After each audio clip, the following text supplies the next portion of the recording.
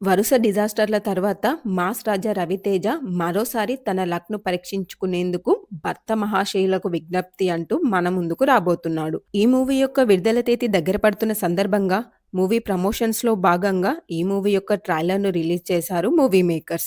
వరుసగా మాస్ ఎంటర్‌టైనర్‌లు తీస్తూ ఫెయిల్ అయిన రవితేజ ఈసారి రూట్ మార్చి ఫ్యామిలీ ఎంటర్‌టైనర్‌లోకి అడుగుపెట్టినట్టుగా ఈ ట్రైలర్ ద్వారా అర్థమవుతుంది. భార్య ఉండగా మరో అమ్మాయితో అఫైర్ మెయింటైన్ చేస్తూ దీని ద్వారా వచ్చే కామెడీతో ఈ మూవీ రన్ అవుతున్నట్టుగా అర్థమవుతుంది. బట్ ఈ ట్రైలర్‌లో మాత్రం ఆ కామెడీ అయితే కనిపించలేదు. ఇందులో ప్రతి ఒక్కరు యాక్టింగ్ అయితే చాలా చేశారు. బట్ ఈ ట్రైలర్‌లో కరెక్ట్ కాన్సెప్ట్‌నయితే కన్వే చేయలేదని అనిపించింది. ఇందులో సత్య, వెన్నెల కిషోర్, మురళీధర్ గౌడ్, సునీల్ లాంటి బెస్ట్ కమెడియన్స్ ఉన్నప్పటికీ వారిని కరెక్ట్‌గా యూజ్ చేసుకోలేదని అనిపించింది. ఇక మ్యూజిక్ పరంగా చూసుకుంటే ఈ మూవీ నుండి ఇప్పటికే రిలీజ్ అయిన సాంగ్స్ మంచి టాక్ తెచ్చుకున్నాయి.